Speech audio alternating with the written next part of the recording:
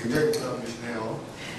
좀 큰일 났습니다. 잘못하면. 먼저 초청해 주신 오르가나이징 커뮤니티한테 감사의 말씀드리고요.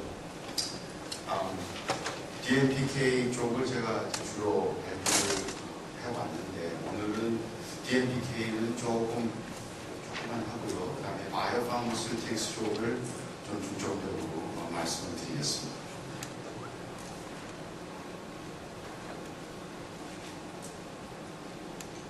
제가 항상 발표할 때 이 슬라이드를 많이 씁니다.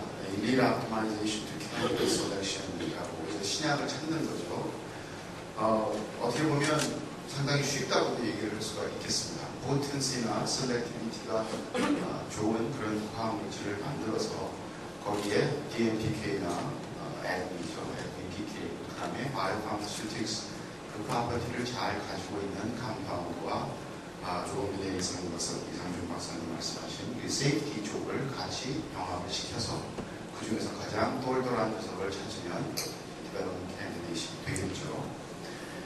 그런데 저희가 이런 일을 해보면 잘 많이들 아실 거예요. 이 컨버지 하는 그 에리어가 상당히 적습니다.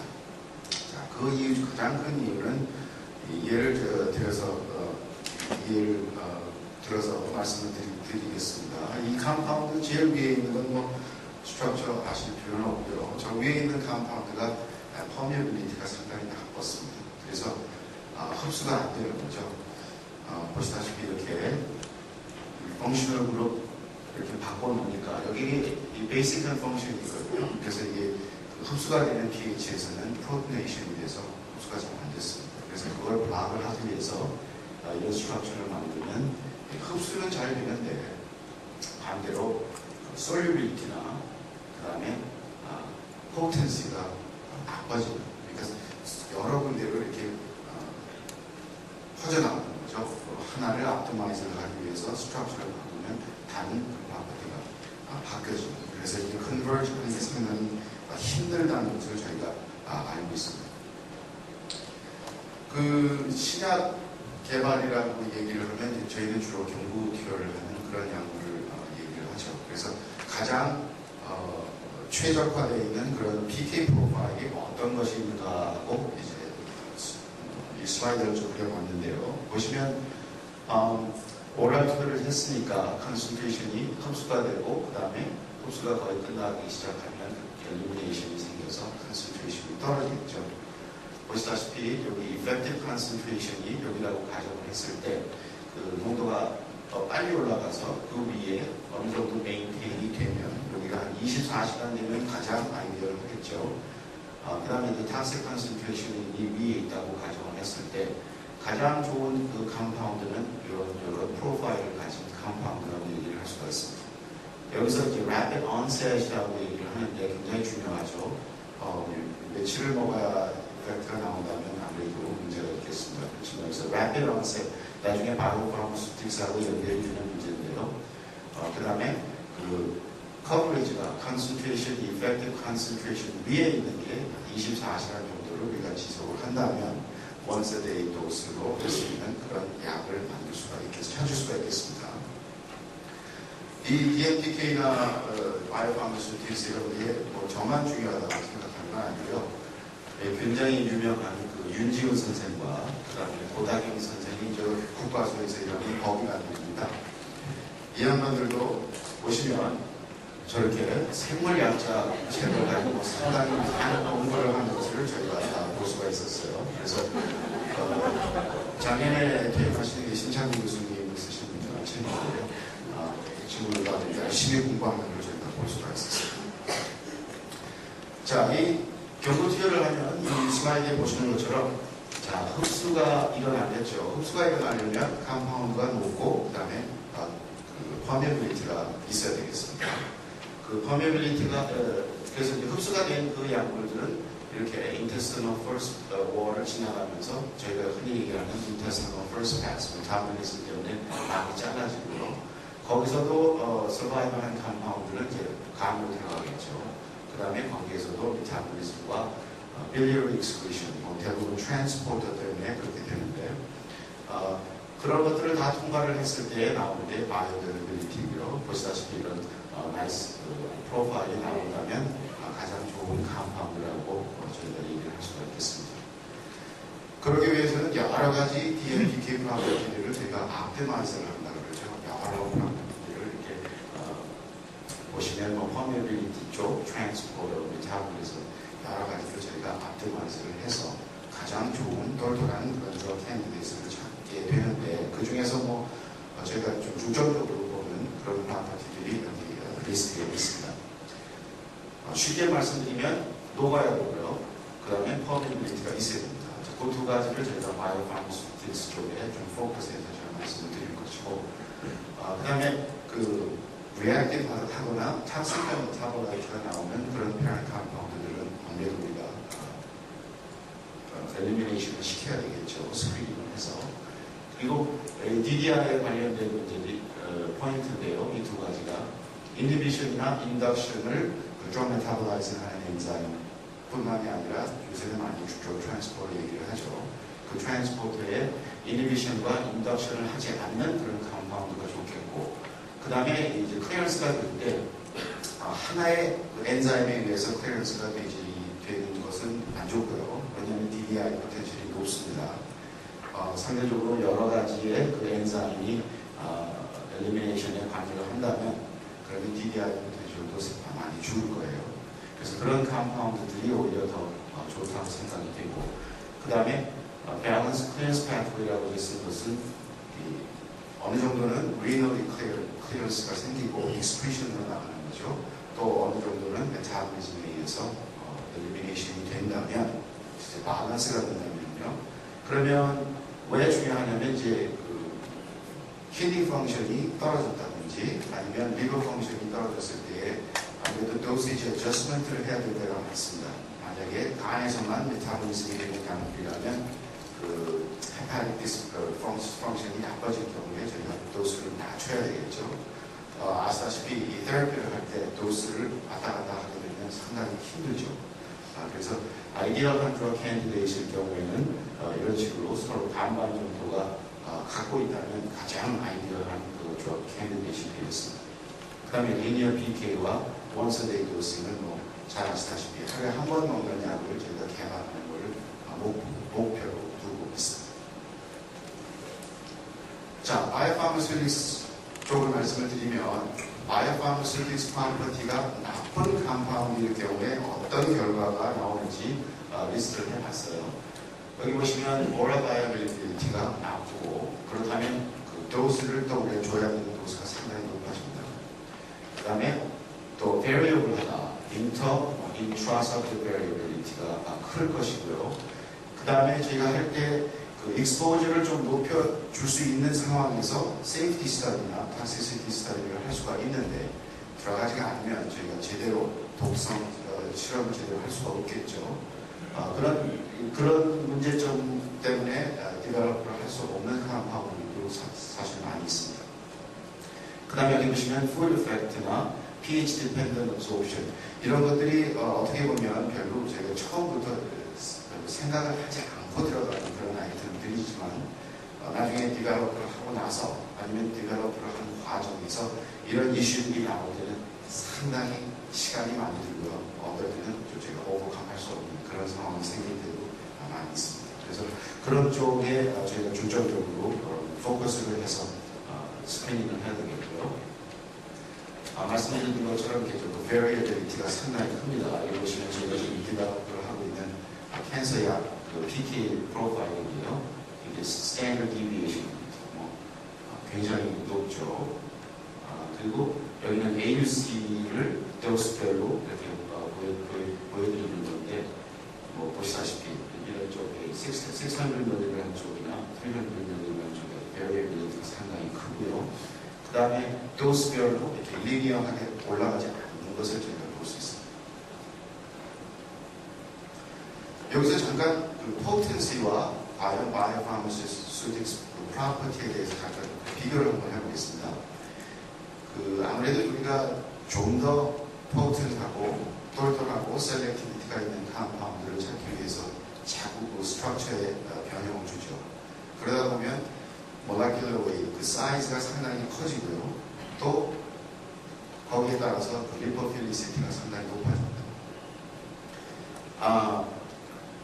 자, 여기 리포필리시티가 포텐시를 높이기 위해서 리포필리시티가 높아진다면 솔리빌리티가 떨어질 것이고요. 사이즈가 커지면 아무래도 그 퍼메어빌리티도 떨어지겠죠.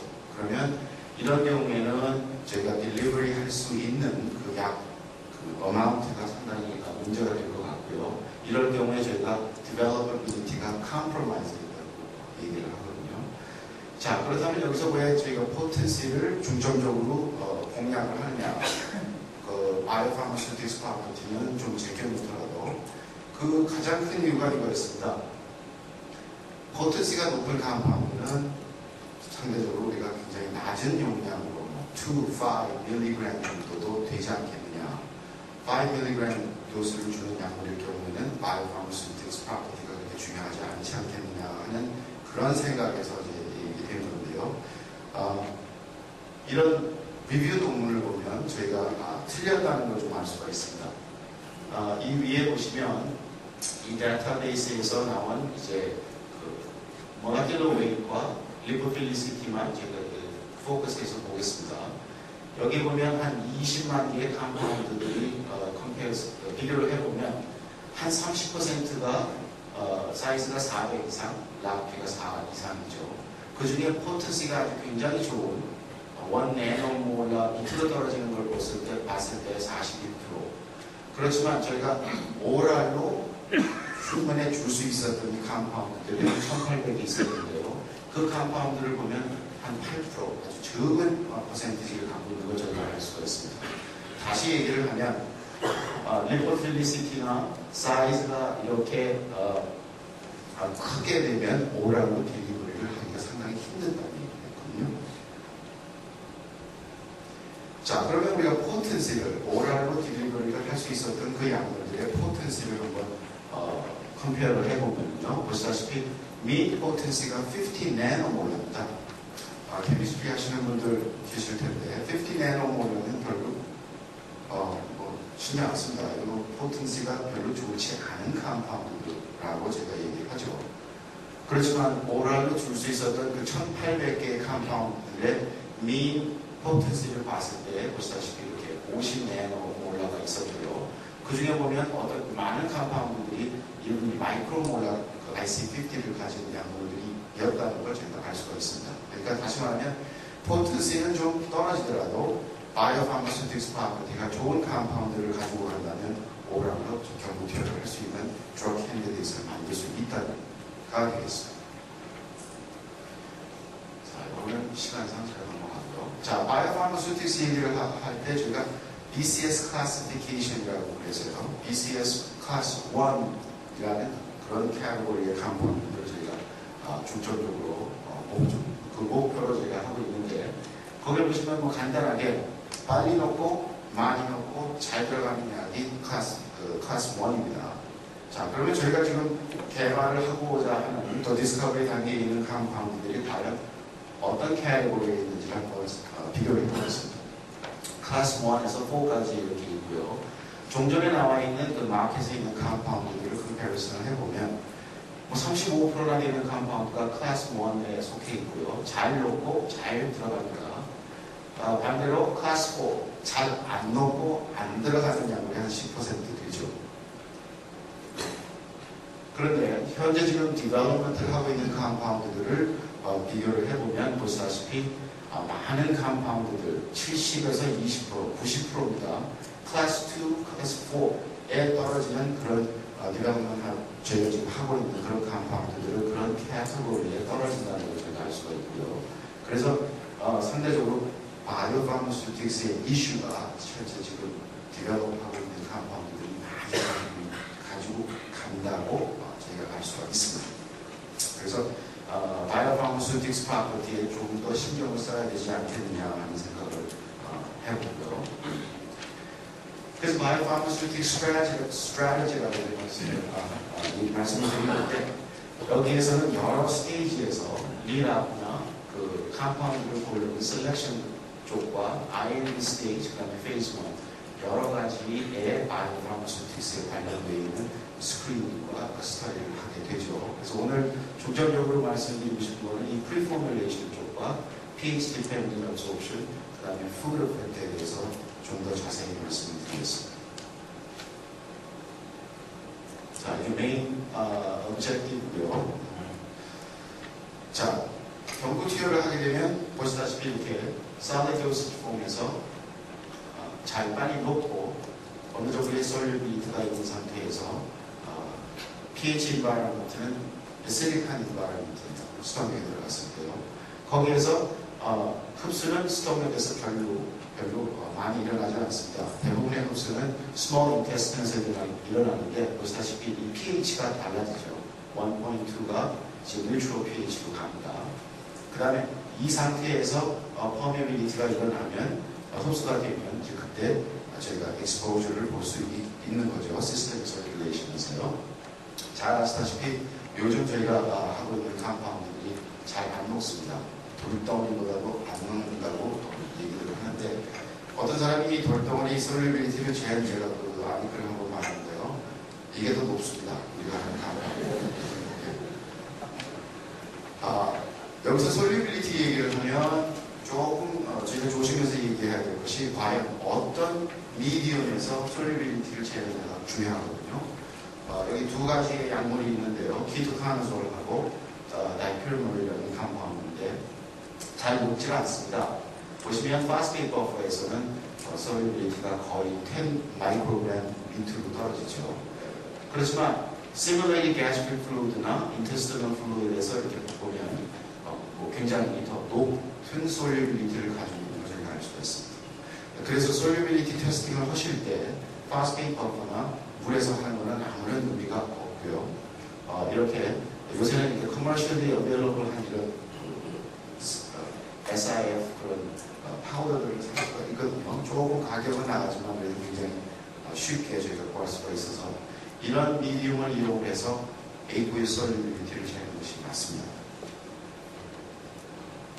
자, 여기 이제 프리포뮬레이션 말씀을 드릴 텐데요. 저희가 프리포뮬레이션이라고 얘기를 하면 왜 프리포뮬레이션 일을 하느냐? 크게 나눠서 세 가지 꼭 필요한 게 프리포뮬레이션 optimization이거든요. 보시면 non-clinical animal PD 스터디를 할 때 저희가 녹여야 경구 투여를 할 테니까 그때 필요하고요. 그 다음에 efficacy나 PD, pharmacodynamic 스터디를 할 때와 또 safety, toxicity 스터디를 할 때 꼭 필요한 것이 이 프리포뮬레이션 서포트이죠. 대부분 저희가 이런 포뮬레이션을 할 때는 솔루션 도수를 저희가 더 좋아하죠. 왜냐하면 클리어 솔루션을 우리가 경구 투여를 했을 때 아무래도 더 흡수가 잘 될 거라고 생각을 합니다. 그래서 대부분 하는 일이 이렇게 여러 가지의 비에이크를 이용해서 어떤 비에이크의 솔루빌리티가 제일 높으냐 이런 걸 제가 가지고 보시면 이 사이클덱스트린 이 약물에도 굉장히 높은 솔루빌리티를 가진 약물이라는 걸 제가 알 수가 있었습니다. 그래서 여기서는 20 아니면 10% 사이클덱스트린을 이용을 해서 이렇게 도싱을 해봤어요. 여기 보시면 컴파운드 두 개가 있는데 컴파운드 1은 자, 이 파란 것이 메트셀 서스펜션 도수를 한 것이고 빨간 것이 솔루션 도수입니다. 즉 반대로 거꾸로 뒤집어졌습니다. 그렇죠? 저희가 솔루션을 줬을 때 더 익스포즈가 좋게 나올 거라고 생각을 했었는데 서스펜션이 더 높게 나왔어요. 이 컴파운드 2도 무더기인데 여기도 비슷한 데이터가 나온 걸 저희가 알 수가 있습니다.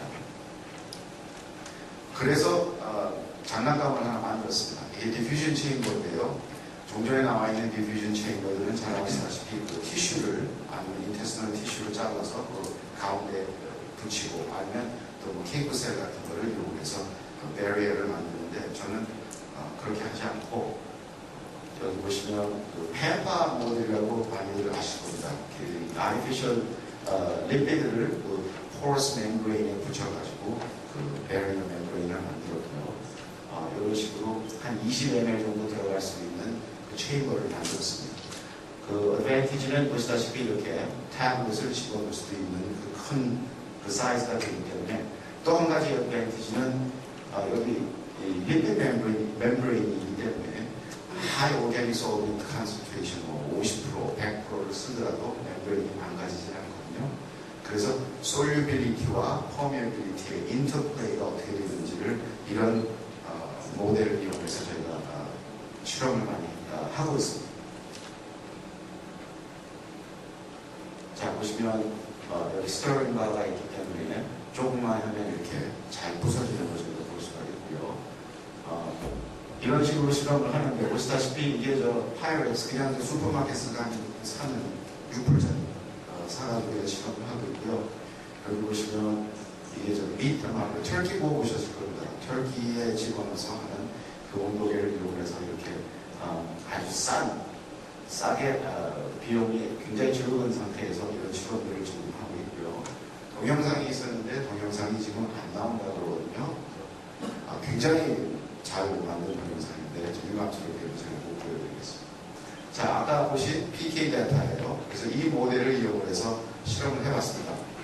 보시다시피 솔루션에서 퍼미어빌리티가 이렇게 낮고요. 서스펜션에서 더 높게 나온 걸 저희가 볼 수가 있었습니다. 컴파운드 1, 2 다 비슷하게 나왔죠.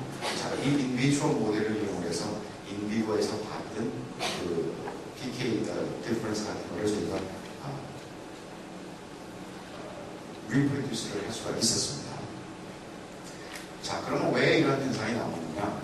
사이클덱스트린은 뭐 많이 아실 거예요. 이게 컴플렉세이션을 하는 그런 컴파운드 에이전트입니다. 그러니까 여기서는 그 컴파운드 자체가 녹은 것처럼 보이지만 그 사이클덱스트린 그 파켓 안에 들어가 있어서 어떻게 보면 트랩이 되어 있는 상태예요. 그렇기 때문에 흡수가 되는 퍼미어빌리티 할 때 컴파운드가 어베일러블 하지 못하는 것을 우리가 알 수가 있었고요. 또 사이클덱스트린 뿐만이 아니라 다른 오르가닉 코솔벤트를 보시면 트윈이죠. 여기는 100, 400 이런 용매를 쓸 경우에 퍼센티지를 높이면 높일수록 이렇게 퍼미어빌리티가 주는 것을 리듀스 되는 것을 저희가 알 수가 있습니다. 그래서 퍼미어빌리티와 솔유빌리티는 서로 이렇게 상반된 방향으로 가게 되는데 그 오르가닉 코솔벤트를 많이 쓰면 쓸수록 퍼미어빌리티는 올라가지만 미안합니다. 솔유빌리티는 올라가지만 퍼미어빌리티 이렇게 주는 걸 알 수가 있습니다. 그러니까 그 컴파운드마다 optimize 되어 있는 그런 퍼센티지가 있을 거예요. 자, 그렇기 때문에 이렇게 코스오브 모델링이라고 저는 수학을 잘 못하는데 저희 그룹에 있는 친구들이 이런 식으로 설명을 안 드리겠습니다. 자, 이런 mathematical modeling을 이용을 해서 이런 식으로 저희가 시뮬레이션을 해볼 수가 있습니다. 여기 보시면 100, 400 PG 글리세린, 에탄올 있죠. 자, 컴파운드마다 만약에 에탄올을 이용을 해서 도싱을 할 때 어떤 퍼센티지를 이용을 하면 가장 효율적으로 컴파운드를 딜리버리 할 수 있다. 즉 그런 개념에서 모델링을 하고 있고요. 지금 슬라이드에 이런 게 없습니다. 왜냐하면 이제 논문 투고 준비 중이기 때문에 그 따끈따끈한 데이터들을 다 빼고 제가 프린트를 했고요. 그래서 제가 이런 데이터들은 공유를 하기가 지금 나중에 페이퍼 나오면 제가 보내드리겠습니다. 그래서 거기가 프리포뮬레이션 얘기고요. 그 다음에 pH 디펜던트 absorption으로 넘어가면 잘 아시다시피 위에서는 pH가 acidic environment고 흡수가 많이 일어나는 인테스틴에서는 뉴트럴입니다. 대부분 많은 컴파운드들이 저희가 weak base를 가지고 연구를 하고 있죠. weak base는 아무래도 이 stomach pH에서는 잘 녹고 흡수가 되어야 되는 그런 pH에 갔을 경우에 이제 precipitation 생겨서 흡수가 많이 떨어지는 걸 저희가 볼 수가 있죠. 자, 캔서 쪽에도 상당히 큰, 엔타이캔서 컴파운드 쪽에도 상당히 큰 문제가 되는데 보시면 대부분의 캔서 페이션트들이 그 스토믹 pH가 높거나 아니면 또 GI disturbance 뭐 이런 것 때문에 프로톤 펌핑 인히비터를 먹든지 아니면 그 엔티아시드 이런 것들을 복용을 하고 있어요. 그래서 스토믹 pH가 보통 일반인들에 비해서 높습니다.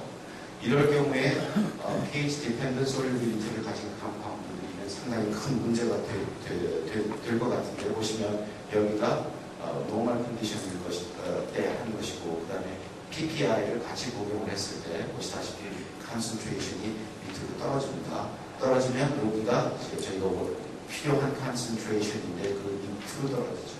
그렇다면 효과를 볼 수가 없겠습니다.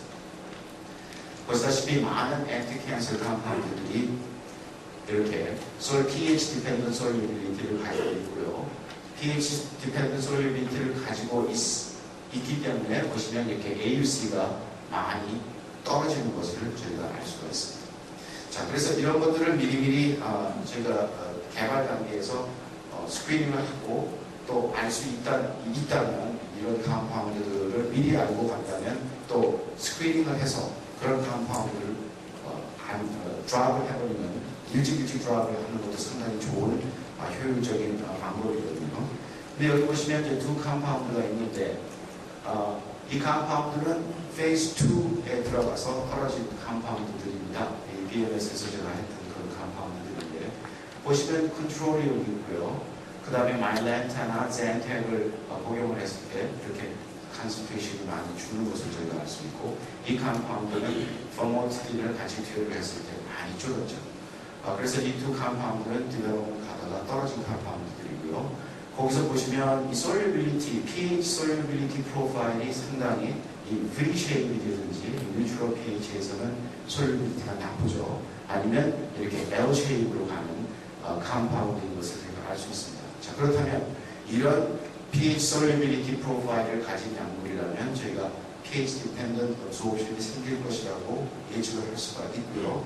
만약에 그 pH 디펜던트 absorption이 많이 데미징하는 그런 비율이 굉장히 크다면 그런 컴파운드들은 휴먼에 가기 전에 미리미리 떨어지는 것이 맞습니다.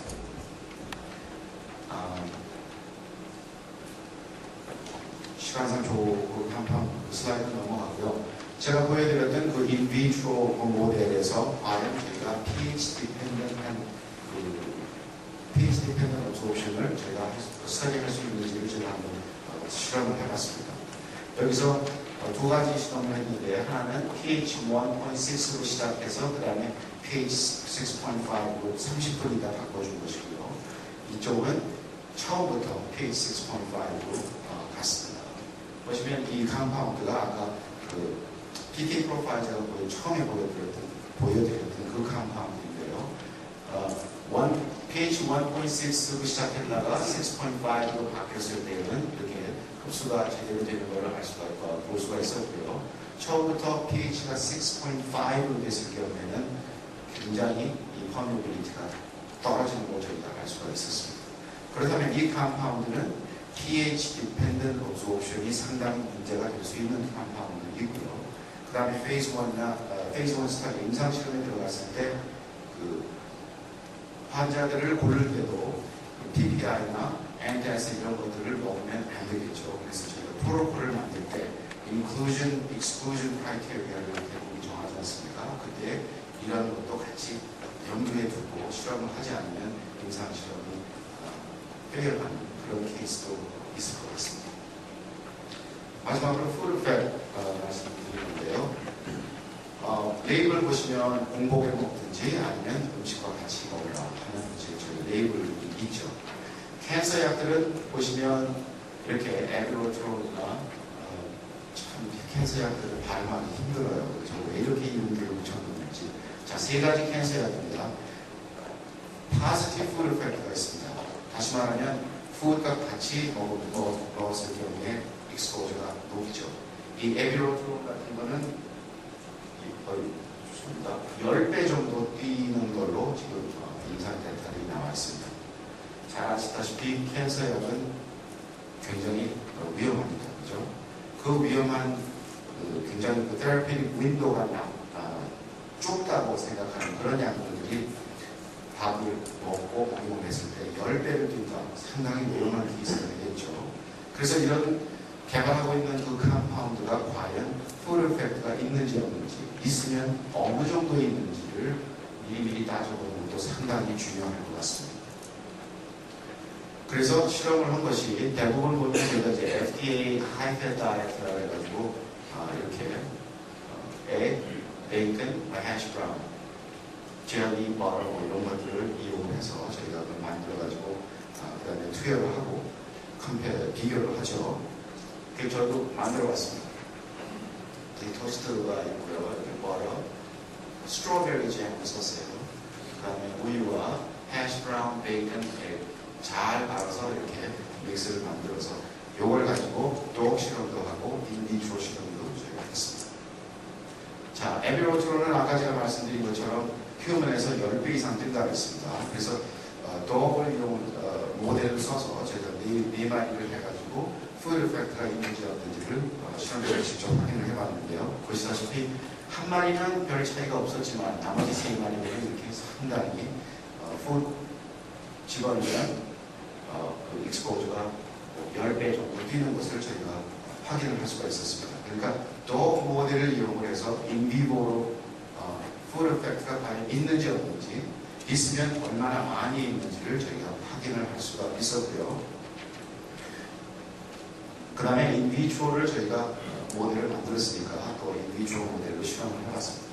보시면 이 에비로트로는 이 fasted with food가 이제 밥 먹은 상태고요.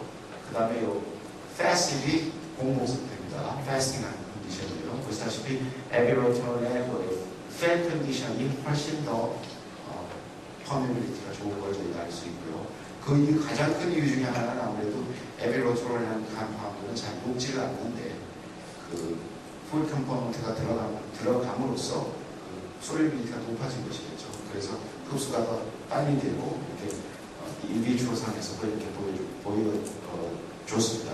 그 다음에 컴파운드 A는 아까 PK대라고 보여드렸던 그 컴파운드인데 거기에서도 이렇게 풀 이펙트가 상당히 많을 것이라고 저희가 프리딕션을 할 수가 있었고요. 자, 풀 이펙트는 포지티브 풀 이펙트만 있는 것이 아니라 네거티브 풀 이펙트도 있습니다. 밥을 같이 먹었을 때 익스포저가 뚝 떨어집니다.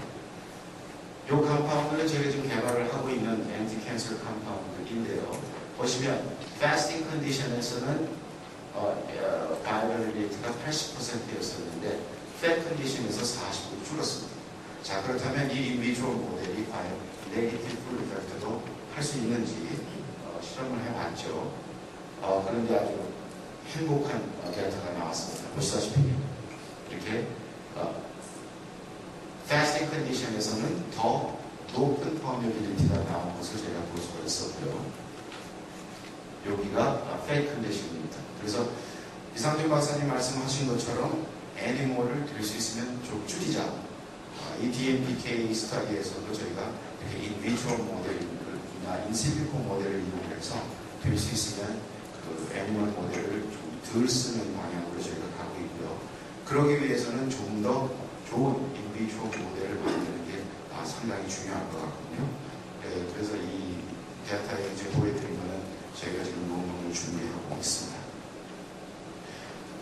제가 이제 알람을 걸어놨는데 계속 나가네요. 35, 아직 시간이 10분 있으니까 계속 나가고 있습니다. 자, 그래서 이게 컨클루전입니다. 자, 바이오파마스유틱 스트래티지를 말씀을 드렸는데요. 바이오파마스유틱 스트래티지는 디스커버리 단계뿐만이 아니라 디벨롭먼트 단계에서도 우리가 가지고 가야 할 과제의 사항이고요. 보시면 early discovery에서는 바이오파마스유틱스 프로퍼티가 좋은 놈을 고르는 게 가장 유리하고요. 포텐시에 너무 집중적으로 공략을 하지 말고 포텐시뿐만이 아니라 솔리빌리티나 퍼메빌리티에도 좀 신경을 써서 그쪽 바이오파마스유틱스 프로퍼티가 제법 좋은 컴파운드를 처음부터 갖고 가는 것이 가장 빠른 길이 되고요. 그 다음에 레이트 디스커버리 스테이지에서는 만약에 그 컴파운드가 포텐시나 이런 것들이 잘 맞지가 않아서 할 수 없이 가지고 가야 된다면 이런 인비트로 모델을 이용을 해서 과연 어떤 바이오파마스유틱스 이슈가 나중에 나올 것인지를 미리 예측을 하고요. 거기에 대해서 미리미리 준비하는 것도 상당히 중요한 포인트라고 생각이 됩니다. 그 다음에 이제 컴파운드 노미네이션을 했을 때는 과연 푸드 이펙트나 pH 디펜던트 업소옵션이나 이런 것들이 있는지 없는지, 있다면 과연 어느 정도의 큰 이펙트가 있는지를 미리미리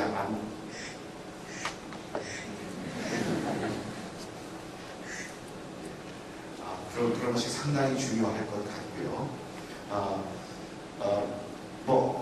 그걸 안다면 만약에 이제 Food Effect Study나 pH Dependent Study 같은 거는 저희가 Phase 1에서 하거든요.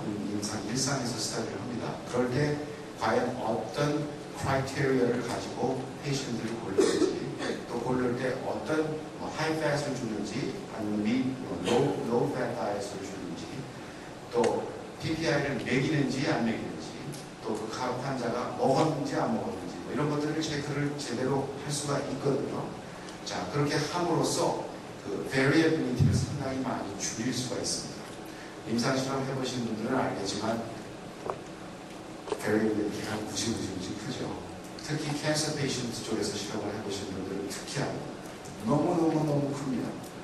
그래서 될 수 있으면 이런 variability를 줄일 수가 있다면 그 임상실험을 할 때 상당히 많은 도움이 될 것 같아요.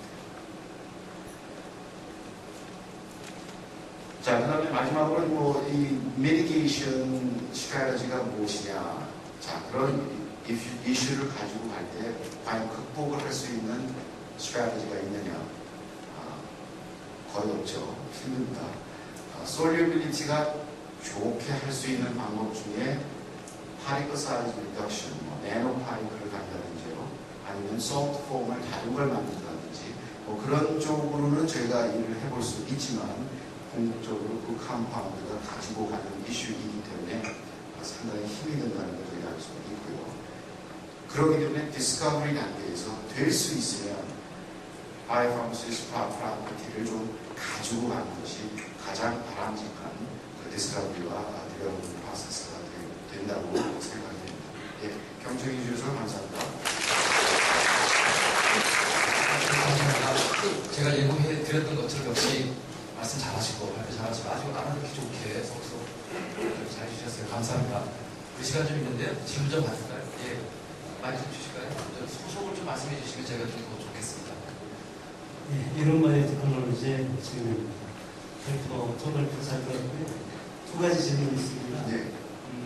0.5% 베트셀러를 써서 어떻게 그렇지 않습니까? 이때 비스코시티에 따라서 퍼미어빌리티 차이가 있는지 하고요. BCS 클래스 2 드럭이라면 0.5% MG하고 5% 라보나솔하고 어느 쪽이 더 디크로스로 추천되는지 두 가지 있습니다. 예, 장기적으로니까 두 번째 질문 대답을 할게요. 컴파운드 스페시픽하기 때문에 어떤 비클이 더 좋다고 말씀드리기는 상당히 힘들고요. 왜냐하면 뒤집어지는 경우도 제가 많이 보기 때문에. 그렇지만 이제 솔리빌리티 테스팅을 해서 우선 녹는 것을 저희가 선호하기 때문에 어떤 비클이 더 솔리빌리티가 높은지 알고 정해야 되겠죠. 컴파운드마다 다르기 때문에 이런 비클이 더 훨씬 좋다 항상 그렇게 말씀드리기 힘들 것 같고요. 그 다음에 메타셀 질문은 이제 비스카시티가 다르냐. 제가 인비보로 줬을 때는 비스카시티가 별로 차이가 없을 것 같습니다. 왜 그러냐면 0.5%의 비스카시티가 그렇게 높지는 않거든요. 그 다음에 아무래도 인비보 스터디를 할 때 잘 믹싱이 잘 되니까 별로 그런 걱정은 안 하셔도 될 것 같고요. 인비트로 스터디를 할 때는 이슈가 될 수도 있어요. 그렇지만 저희가 그 디바이스를 만들어 놓은 거에 잘 기억이 하실지 모르겠지만 스토어라는 바가 있어요. 근데 그 동영상 중에 하나가 뭐였냐면 그 믹싱이 참 잘 되는 걸 보여주는 동영상이 있었는데 그걸 저희가 굉장히 신경을 써서 인비트로 시스템을 만들었습니다. 그래서 그거는 괜찮을 것 같습니다. 저희 시스템에서. 또 질문 받을까요? 없으면 제가 좀 좋을까요? 예. 솔리빌리티하고 버리빌리티 모델링을 하신 결과가 있었는데요. 보통 모델링 하면 퀄리테이티브하고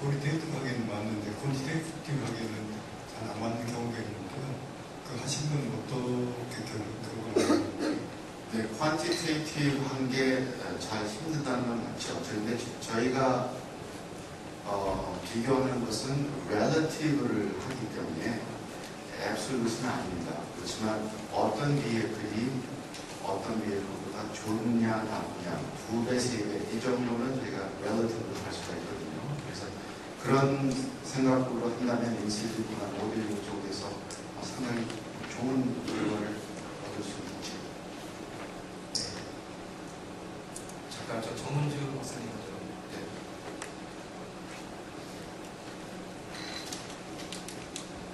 안전선 국가연구소에 오신 정은주 박사님 소개 안 시켜서 하겠습니다. 일단 그 데이터 보여주신 것 중에 이제 굉장히 흥미로운 이제 개시험한 데이터를 보여주셨잖아요. 이제 저희가 이런 경우를 이제 흔히 보기는 합니다만 한 마리는 별로 차이가 없고 세 마리에서 차이가 있었어요. 한 마리에서 차이가 없는 것을 어떤 식으로 설명을 하시는지. 설명할 수가 없죠. 예. 굉장히 답답하잖아요, 저희. 네, 뭐 흔히 볼 수 있는 그런 데이터들이죠. 저희가 대부분 포뮬레이션 스타디나 푸드 이펙트 스타디를 할 때 이제 개를 도구를 쓰게 되는데 저희가 많은 논문들이 개에 대해서 한 실험들이 있죠.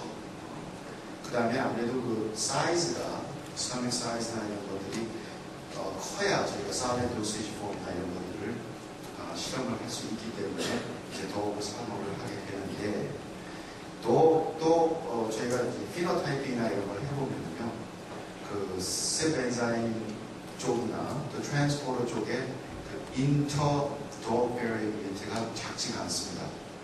그래서 이제 그런 식으로 제가 설명을 하려고 노력을 하고요. 그렇기 때문에 뭐 n equal 4, n equal 6, 뭐 크로스오버 스타디를 저희가 하죠. 하나는 이상하게 삐딱하게 나왔다. 설명할 방법은 뭐 거의 없습니다. 네, 그렇기 때문에 그 숫자를 높여서 저희가 통계학적으로 접근을 하는 게 맞죠. 정 박사님 혹시 그 실험에서 그 펜타가스트린 해서 혹시 그 개의 그 가스 pH를 컨트롤 하셨는지? 물론이죠. 네, 아시다시피 도그에서는 스토믹 pH가 에시딕하지 않습니다. 어떤 도그들은 뭐 5, 6 정도 되는 도그들이 있거든요. 그렇다면 저희가 휴먼이나 쥐는 대부분 스토믹 pH가 1, 2 정도 되기 때문에 대부분 저희가 대부분이 아니라 요새는 almost always 저희가 그 펜트게아스피린을 같이 줍니다. 그러면 펜트게아스피린을 주면 게아스피린 pH가 1에서 2로 한 1시간 내지 2시간 정도 지속돼요. 그렇기 때문에 도그 스타디를 특히 바이오빌리티나 이런 스타디 하실 때 펜트게아스피린 트리트먼트를 꼭 하시는 걸 제가 권장을 드리고요. 한 가지 개들은 굉장히 싫어합니다. 펜트게아스피린으로 때리면 굉장히 아픈가 봐요. 그래서 비명소리를 지르는 걸 제가 가끔 듣는데 어떡합니까? 그래서 아까 그 베리어빌 한 마리가 튀었던 이유가 혹시 그 가스 pH가 다른 것들과 달라서 혹시 그런 가스를 그런 가능성도 저희가 배제할 수 있죠. 예, 맞습니다. 그다음에 아까 누가 송건영 송건영 박사 먼저 예. 예, 감사합니다. 작은 질문. 순천향대학 순천향대학 송건영입니다. 예, 작은 질문 하나 드리는데 푸드 이펙트에서 음식을 갈아서 여러 가지 먹이식으로 있는데, 근데 동시에 먹이지는지 아니면 음식 먹은 다음에 어떤 시간, 보통 30분에 먹이시는데 그런 시간 관계도 굉장히 중요한 건데 그런 거 어떻게 결정하시는지. 네, 저희가 그 도그 스타디 같은 거는 BMS에서 연구자들이 이제 논문을 몇 개 발표한 게 있어요. 그 논문을 보시면 30분 전에 그 음식을 주고 그 다음에 경무티어를 합니다. 근데 물론 그게 차이가 있을 수 있죠. 언제 주느냐에 따라서. 그렇지만 언제 주는 게 가장 좋은지 그걸 또 여러 실험을 통해서 할 수는 없으니까 30분 정도면 리즈너블하게 아니냐 하는 그런 생각에 30분 후에 투여를 했고요. 그 논문들을 보시면 푸드 이펙트가 휴먼에서 나오는 푸드 이펙트를 도그 모델을 이용해서 상당히 많이 프리디션 할 수가 있었습니다. 킴벌리 렌즈라는 키워드로 패스나스 어서가 그 다음 자동으로 나왔다. 킴벌리 렌즈. 그 다음에 LG생명과학의 김정희 박사님. 네.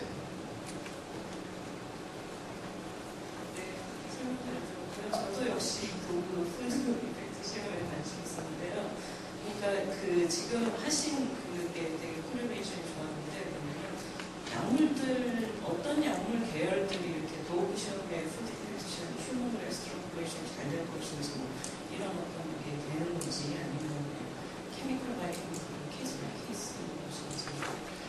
그 과연 뭐 도어 모델이 얼마만큼 좋은 휴먼 모델인지 그게 굉장히 큰 퀘스천은 맞죠. 지금 논문 나와 있는 걸 좀 정리를 해보면 컴파운드 숫자가 그렇게 많지 않습니다. 그렇지만 이제 BMS에서 냈던 그 논문을 보시면 파지티브 이펙트가 있는 컴파운드와 체인지가 없는 컴파운드들과 또 네게티브 쪽. 자, 여기서 대부분 파지티브 쪽에 풀 이펙트가 나오는 약물들은 클래스 2나 클래스 4 컴파운드들이 그렇습니다. 그러니까 솔루빌리티가 나빠서 한 경우에 저희가 음식을 먹으면 아무래도 마일소프트나 이런 것들이 세크리션이 되죠. 그런 인바이러먼트에서는 아무래도 솔루빌리티가 상당히 많이 높아지기 때문에 대부분 파지티브 이펙트가 나오고, 반대로 네게티브의 경우에는 메트포르민이나 프라보스타틴 뭐 이런 좀 하이드로필릭한 약물들이 네게티브 이펙트를 보여주고 있어요. 저도 데이터 하나 오늘 보여드린 것 중에 네게티브가 하나 있었는데 거기에 특징적으로 저희가 알 수 있었던 것은 컴파운드 자체가 푸드 프로덕트에 붙습니다. 바인딩을 해요. 피지컬 바인딩을 해서 아무래도 그 옵소옵션이 되는 것을 딜레이를 시키는 거라고 저는 그렇게 하이포테시스를 세우고 있는데 좀 더 많은 시간이 필요할 것 같습니다. 네. 감사합니다. 저도 질문 많이 준비를 해놨는데 시간 때문에 제가 그 정도로 마치고. 네, 정목사님 감사합니다. 그리고 저를 초대해 주신 주최 측에서 너무 감사드리고요. 프레젠테이션 시작하기 전에 잠깐 양해를 구할 것은 이 프레젠테이션 슬라이드를 보시면 많은 슬라이드 빠져 있어요. 그래서 프린트할 수 없는 데이터들이 좀 있어서 저희들이 보여드릴 수 있지만 프린트하는 건 많이 빠져 있고, 두 번째는 몇 가지 슬라이드는 굉장히 복잡한 내용이 많이 들어있어요. 그건 제가 꼭 그걸 다 설명드릴 것이 아니고, 만약에 이제 제가 하는 일을 같이 따라 하신다면 나중에 참고로 삼으실 그런 그 자료들을 몇 가지 슬라이드에 넣어놨습니다. 그래서 그거는 이제 프린트아웃에 들어있고요.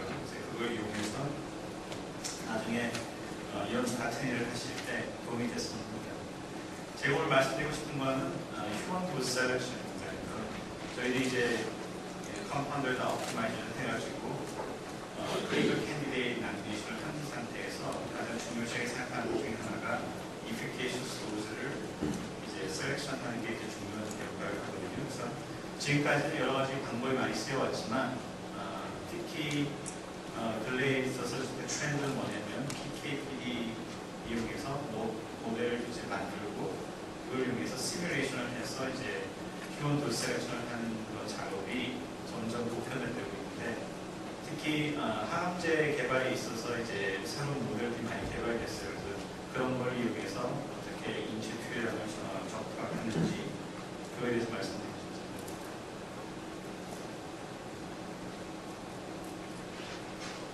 이제 저희들이 크리티컬 라미네이션 하게 되면 여러 가지 프로퍼티들을 다 옵티마이즈하게 되고, 보시는 것처럼 많은 프로퍼티를 옵티마이즈하게 되죠. 그래서 DDI 프로퍼티라든가 아니면 PK 옵티마이제이션, 그리고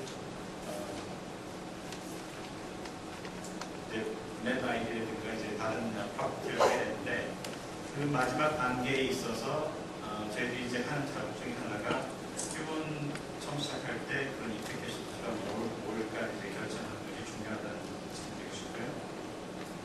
그 이피케이션 도즈 셀렉션이 중요한 이유는 주로 이제 세 가지 이피케이션 도즈 셀렉션, 이피케이션 도즈를 저희들이 프리딕션을 하면 보통 세 가지 어플리케이션을 하게 됩니다. 프리딕티드한 도즈를 가지고. 그래서 처음에 이제 저희들이 보는 것은 포뮬레이션하고 바이오마스틱스 프로퍼티를 보고, 우리가 또 이 휴먼 도즈의 상대적으로 비교를 해서 이게 디벨롭이 가능한지 안 가능한 약물인지를 결정하게 되고요.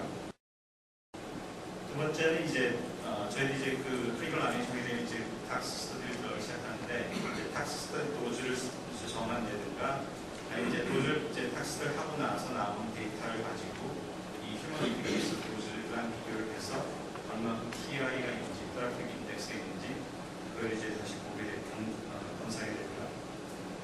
세 번째로는 이제 가장 중요한 것은 뭐냐면 First in Human Study를 하게 되는데 이제 보통 이제 세이프티 중심으로 처음 휴먼에게 들어가는 인체 투여량을 조절하게 되는데 그거에 준해서 이제 이피케이스 도즈가 어떤 식으로 놓여져 있는지에 따라서 디벨롭먼트 하는 스트레이트가 조금씩 달라져요. 그래서 그런 세 가지 어플리케이션에 저희들이 이제 크리틱한 이피케이스 도즈가 쓰여지는데 이건 이제 메이트릭스예요. 그러니까 저희들이 이제 도즈를 가지고 포뮬러빌리티가 있는지 그 다음에 익스포저 리스크가 있는지를 여기 보시는 것처럼 이제 어떤 도즈가 있냐에 따라서 그 리스크 팩터들이 달라지기 시작하는 거죠. 그래서 만약에 600mg 도즈가 도출하면 디벨로퍼빌리티가 나빠질 수가 있는데 만약에 아까 전세 박사님 얘기하신 포텐시가 낮아지고 이제 스몰 도즈를 쓰게 된다면 바이오커머스 프로퍼티들이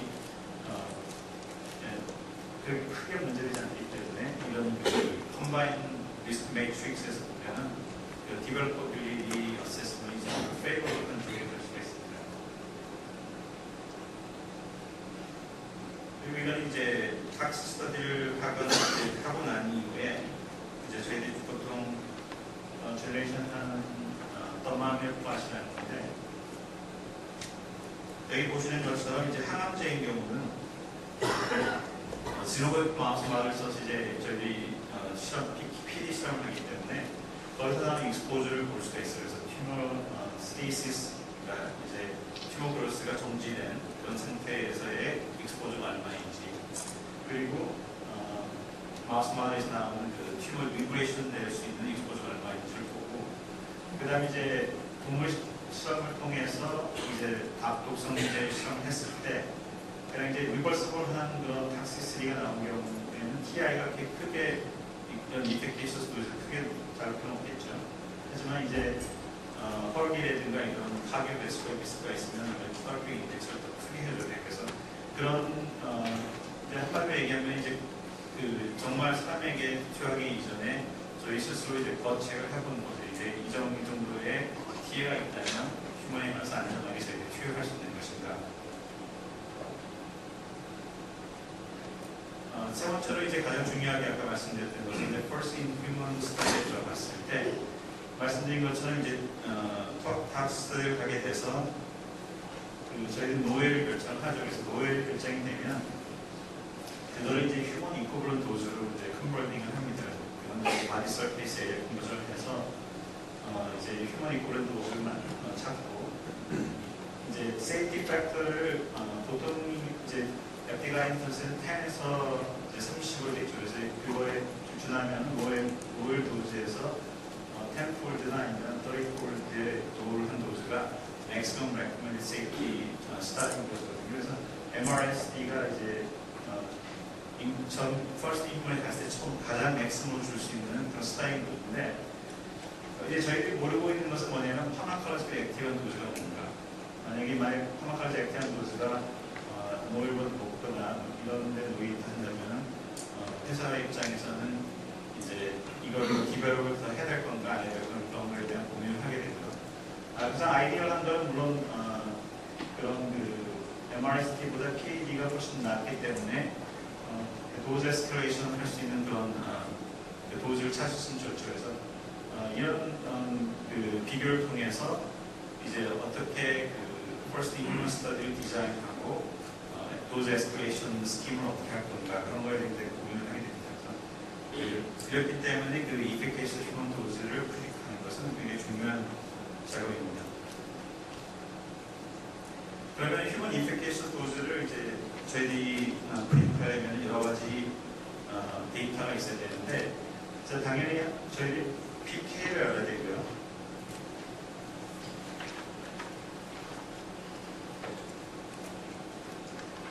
PK, 이제 Physical Species Time, PK를 알아야 되고, 또 한 가지는 이제 동물 실험이라든가 아니면 인비트로 실험을 통해서 알아진 PD라고 해서 PK와 PD가 같이 공유가 됐을 때 그 인포메이션을 가지고 이제 PK-PD 릴레이션십을 성립하게 됩니다. 그래서 제일 처음에 클리닉을 아니신 들어갈 때 저희들이 갖고 있는 데이터는 보통 이제 여기 나와 있는 네 가지 물론 이것보다 더 많은 데이터가 있지만 휴먼 도스 프리딕션에 필요한 데이터들이 concentration profile, 그러니까 이제 동물에게 약물을 투여해서 어떻게 그 PK 프로파일이 나오는지, 그 다음에 이제 PK parameters, 그러니까 clearance, morbidity, 그리고 이제 volume distribution 이런 것들의 그 PK parameter를 이제 저희들이 갖고 있죠. 또 이제 mass, spread, 그다음에 또 이런 데서 나오는 PK 데이터를요. 그리고 이제 저희들이 또 한 가지 필요한 데이터는 뭐냐면 protein binding, 그리고 RBC partitioning, 그러니까 red blood cell partitioning 데이터를 갖고 있어요. 보통 이제 저희들이 플라즈마에서 컨센트레이션을 재기 때문에 그 blood cell하고 플라즈마 사이에 파티셔닝이 달라지게 되면 이제 저희들이 측정했던 PK 파라미터를 달라질 수 있기 때문에 이 파티셔닝에도 이제 나중에 그런 데이터를 측정하게 됩니다. 또 한 가지 필요한 데이터는 꼭 필요하지는 않지만 저희들이 이제 자주 쓰는 데이터는 뭐냐면 인비트로 데이터. 근데 마이크로좀하고 헤파사를 가지고 결정한 인비트로 클리어런스 데이터. 이거는 왜 필요하냐면은 이제 인비보 데이터를 이제 마우스, 랩, 또 그리고 멍키를 보시다 보면 항상 일정하게 똑같은 PK가 나오지가 않아요. 그래서 클리어런스가 뭐 독일 같더니 굉장히 높게 클리어런스가 굉장히 하이한다든가 또 그런 스페이스 디퍼런스가 있는데 만약에 클리어런스 같은 게 그거를 설명해 줄 수 있다면 이 인비트로 스케일된 그 마이크로조미나 헤파로사에서 나온 데이터를 가지고 인비트로에서 인비로 스케일링을 해보면 만약에 그 데이터가 일치한다 하면 이제 저희들이 설명을 할 수가 있죠. 그러니까 뭐 독에서는 특별한 메타볼리즘이 있기 때문에 메타볼릭 클리어런스가 있기 때문에 클리어런스가 높고 다음에 휴먼은 이제 오히려 웨이시나 마우스에 가깝다. 왜냐하면 클리어런스 자체가 비슷하니까 이제 그런 용어로 이제 인비트로 스케일 데이터를 쓰게 되고요. 그다음에 이제 그 미리 정해줬던 그 프리클리니컬 PK 데이터를 가지고 저희들이 이제 알로메트리나 아니면 인비보 스케일링을 통해서 휴먼 버리문 디스트리뷰션하고 클리어런스를 프리딕션한다. 그래서 그 프리딕된 그 휴먼 PK 파라미터가 있어야 됩니다. 그래서 오늘 제가 말씀드리고 싶은 건 이제 주로 항암제 개발 쪽인데 항암제에서 이제 가장 많이 쓰고 있는 워크홀스 애니멀 모델이라는 마우스 튜머를 그래서 많은 사람들이 이제 그 트랜스레이블리티에 대한 의구심을 가지고 이제 항상 이 데이터를 보게 되는데 그래도 여전히 가장 많이 쓰고 있는 것이 튜머 중의 모델인데 여기 보시면은 튜머를 셀 라인 내에서 이제 우리가 그 많은 캔서 셀 라인들이 있죠. 그래서 캔서 셀 라인을 스킨 밑에다가 서브큐테니어스리 인젝션을 해서 이런 튜머를 형성하게 한 다음에 약물을 투입해서 그 튜머 그로스가 어떻게 되는지를 저희들이 측정하죠. 그래서 여기 보시는 것처럼 약물을 투여한 경우에는 그 튜머 월면의 튜머 웨이트이 작아지는 걸 볼 수가 있어요. 그걸 플러스를 해보면 여기 보시는 것처럼 이거는 이제 약물이 투여되지 않은 경우이고 이건 약물이 투여됐을 때 그 튜머 그로스 자체가 점점 이제 작아지는 걸 볼 수가 있습니다. 그래서 이런 그 마우스 네트워크 데이터를 볼 때 저희 몇 가지를 더 보는데 우선은 PK 데이터 그리고 만약에 가능하다면은 바이오마커 리스폰스 그러니까 우리가 얘기하는 이제 이거는 이제 인포커스이죠. 그러니까 튜머 자체를 슈팅하는 거니까 하지만 그 하기 이전에 몰레큘러 바이오마커가 있다면 몰레큘러 바이오마커를 같이 재서 그게 어떻게 같이 가는지 그렇지 않으면 튜머 그로스 자체는 사실 여러 가지 요인에 의해서 슈팅할 수도 있거든요. 근데 그 원 타겟 것을 보여줄 수 있으려면 이 PD가로서 그러니까 또 체인지하는 걸 같이 봐야 되고요. 바이오마커 리스판스를 같이 봐야 되고요. 이제 마지막으로 보는 건 이제 바디 웨이트 체인지. 그리고 이 바디 웨이트 체인지는 이제 어떤 메저먼트로 쓰는 거냐면 약물이 투여되는데 약물 자체에 독성이 있다 하면은 그 데이터에서 나온 데이터를 믿을 수가 없어요. 왜냐면 이제 동물 자체에 닥시스가 있기 때문에 그로 인해서 튜머가 슈팅하고 있는 그런 데이터가 때문에 이 톨러레이트 만약에 바디웨이 로스가 이제 나타난다 하면은 그 도즈에서 나온 데이터는 저희들이 쓸 수가 없어요. 그러니까 유피케이션상으로. 이런 마우스에서 나온 데이터들이 뭐냐면 이제 다시 한번 정리한다면 익스포저 데이터, 바이오마커 리스폰스, 휴머 와인 데이터, 그리고 바디 웨이 체인지를 사용해서 폴로그래프를 제기되죠. 이제 여기 보시는 것처럼 이제 그런 그 마우스 데이터를 보시면 여러 가지 도즈를 통해서 그 튜머 그로스를 이제 지켜본 건데요.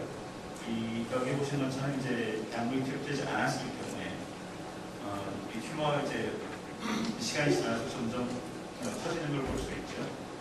그리고 이제 도즈가 점점 높아질수록 보시는 것처럼 튜머 그로스가 서프레션 되는 걸 볼 수가 있습니다. 그래서 튜머가 이제 어느 정도 그 그로스를 멈추고 항상 같은 볼륨이라든가 웨이 수속이 됐을 때 이제 튜머 스테이시스라고 하고 튜머가 자라기 시작하면은 이제 튜머 미그레이션이라고 해서 우리가 원하는 미그레이션인데 한 가지 이제 지노믹 다이렉터를 볼 때 저희 이제 관심을 가지고 있는 뭐냐면 스테이시스. 왜냐면 우리가 캔서 셀 라인을 넣어줬을 이 마우스 때 말에 넣어줬을 때 저희들이 알고 있는 튜머, 그러니까 사람에게서 나온 그 튜머 버링 당부터 빨리 이 캔서 셀들이 이 안에 자라거든요. 그래서 우리가 이 마우스 녹각때 사실 그 스테이시스를 볼 수 있다면 저희들이 추측하기에는 휴먼에 가서 미그레이션이 나타날 거라고 그렇게 생각하고 있습니다. 그래서 스테이시스가 나타날 수 있는 그런 그 익스포저를 많이 보여요. 아까 말씀드린 것처럼 톨러레이트 스테이시스가 될 수 있는 그런 이펙티스도를 찾죠. 그래서 이제 이 경우에는 이거는 많이 섭취하지 못했기 때문에 톨러레이트 튜머 미그레이션은 30 mpk에서 나타나는 걸로 이제 저희들 결정을 하고요.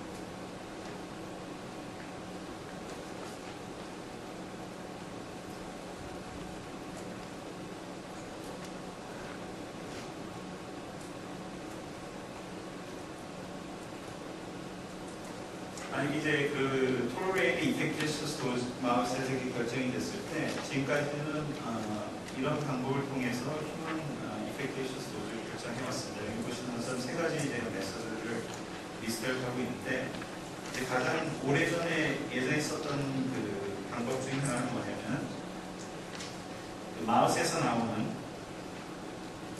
그 이펙티스 도즈를 아까 말씀드린 것처럼 바디 웨이 서페이스 에렉 공수를 통해서 이퀄라이저를 가장 간단하지만 사실 메커니즘 인포메이션을 전혀 포함하지 않고 마우스 PK를 휴먼 PK를 그대로 적용한 거기 때문에 사실 이 방법을 적용하기는 좀 무리한 점이 있습니다. 그렇지만 예전에 이제 많은 그 메서드가 많지 않았을 때는 사람들이 이런 그 메서드를 통해서 휴먼 인포메이션을 적용을 했어요.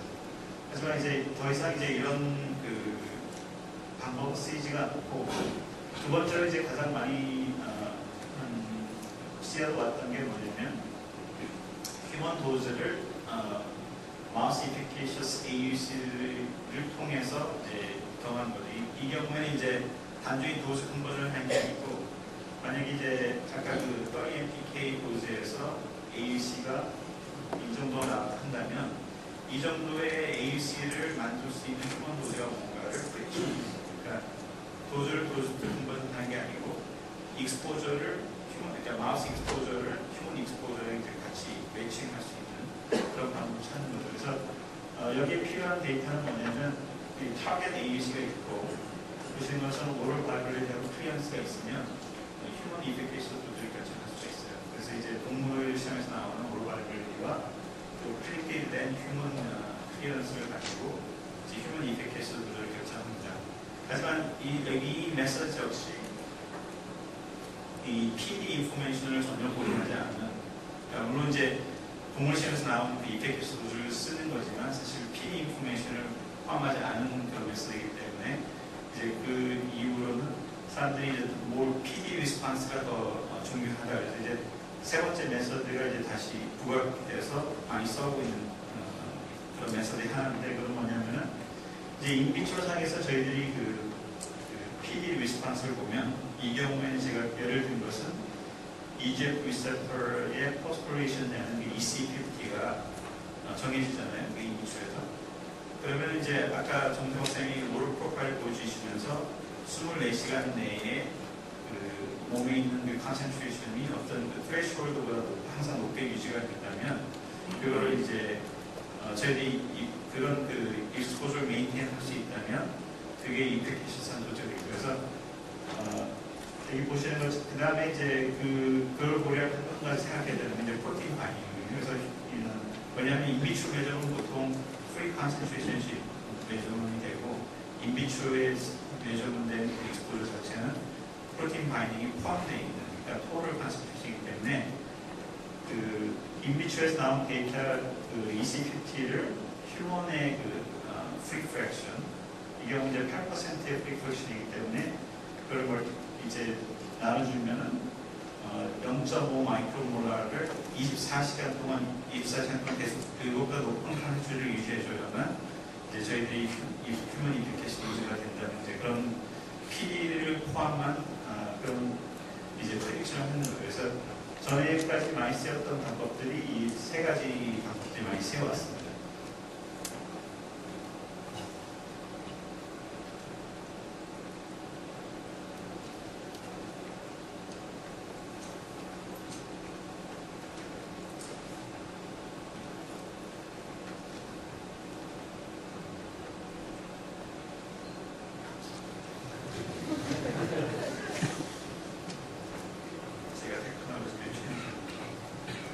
그래서 휴먼 PK, 지금 이거는 이제 저희들이 휴먼 PK 도즈 프레딕션 스트레이트인데 지금까지 지금부터 말씀드렸던 세 가지 방법은 사실 지금도 많이 쓰이고 있고 많은 회사들이 그런 방법을 써서 PK를 결정하는 특히 엉컬리 쪽에서는 지금 새롭게 부각되고 있는 메서드는 뭐냐면은 우리가 이제 갖고 있는 마우스 시노그래피 데이터를 활용해서 모델을 빌딩하고 거기서 나온 시뮬레이션 데이터를 가지고 임팩티션 조절을 선택하는 것을 중요시하게 생각하고 있어요. 그래서 그 스트레이지를 하기 위해서 저희는 해야 될 부분이 뭐냐면 아까 말씀드린 것처럼 휴먼 PK 파라미터를 에스티메이션 해야 되고요.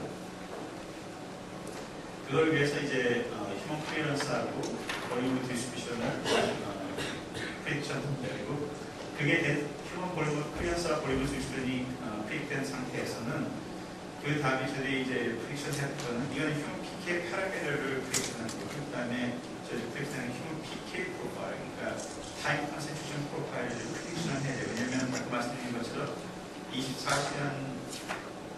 24시간이 됐을 때 휴먼에서 어떤 컨센트레이션이 될 건가를 결정하려면 이 프로파일 알아야 되겠죠.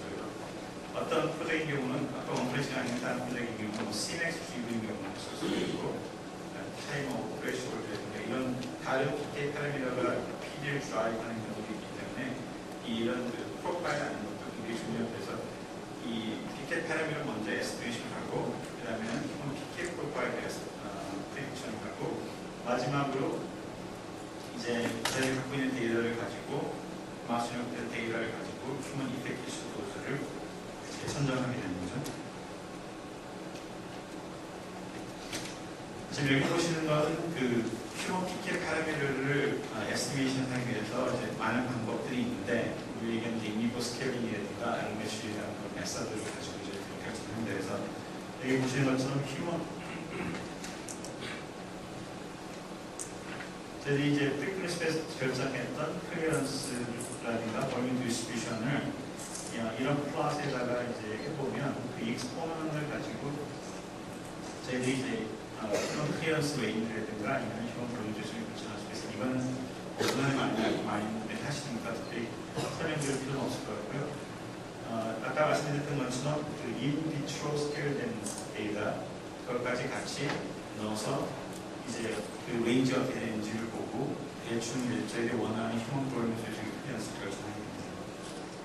이 볼륨 디스트리뷰션 클리어런스를 결정하는 중요한 이유 중에 하나는 아까 말씀드린 것처럼 클리어런스 밸류를 갖고 있으면 도즈를 프레딕션 할 수 있고 오버바이브를 가지고 또 한 가지는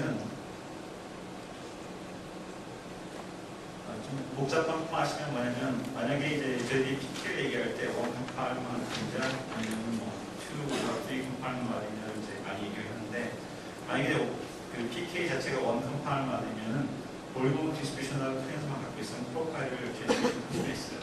하지만 저희들이 보통 개발하는 조업들은 다 원 컴파일만이라는 건 결국 우리가 얘기하는 그 시스템 서큘레이션의 거의 약물이 트랩되기 때문에 그런 드롭들은 사실 많이 개발이 되지 않고 있어요. 그래서 이제 몸에 들어가서 우리가 얘기하는 블러드에 약물이 들어가고 그 이후에 우리가 원하는 쪽에 티슈가 된 오건에 이제 약물이 들어가잖아요. 그렇기 때문에 이제 투컴파트먼트나 프리컴파트먼트에 그런 PK 비헤이비어를 보이는 약물이 많이 개발이 되는데 그런 그 2or 3 컴파트먼트에 적합한 약물을 내 PK 프로파일을 프릭션하려면 볼륨 디스터널 클리언스만 가지고 되지 않는 것이 아니고 다른 메서드를 가지고 그걸 결정하게 됩니다. 그래서 이제 가장 이제 보편적으로 많이 쓰이는 방법이 우리가 얘기하는 와지만 메서드라는 것은 민 웨이저스 타임과 그 스테이트 컨센트를 가지고 이렇게 휴먼 아이비 프로파일을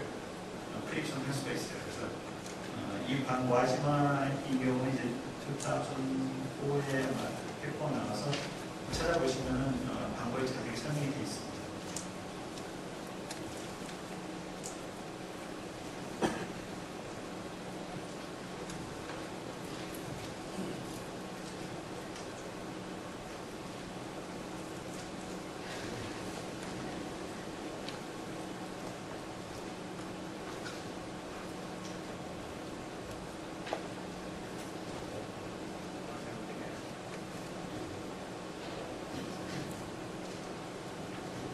일단 이제 휴먼 아이디를 갖게 휴먼 아이디 프로파일이 프릭션이 되면 그 다음에 이제 휴먼 오럴 프로파일을 이제 프릭션 해내겠죠. 그래서 휴먼 오럴 프로파일은 그 아이디 데이터를 가지고 이제 그 프리퀀시 스페이스에서 나오는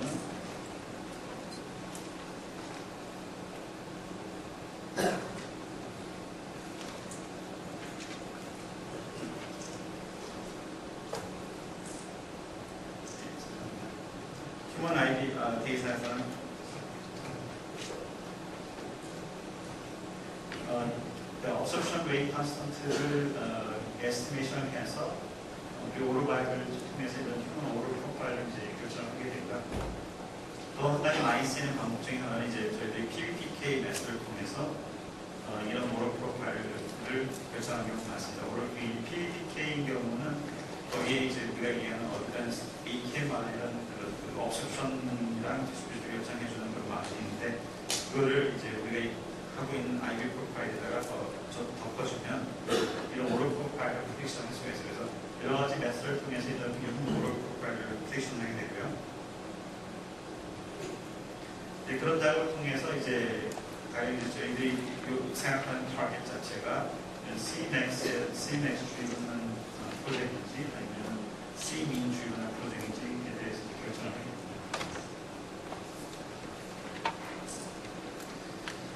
저희들이 그 케이스 스터디를 한 가지 보여드릴 것은 이제 아까 말씀드린 언콜로지 프로젝트에서 non-small lung cancer의 경우에 EGFR 리셉터 뮤테이션이 많이 되어 있는데 지금 많은 약이 개발이 돼서 이제 쓰여지고 있죠. 하지만 그 약들이 쓰여지면서 이제 이모식하는 것이 여기 우선 게이트키퍼 레시듀의 뮤테이션이 생겨서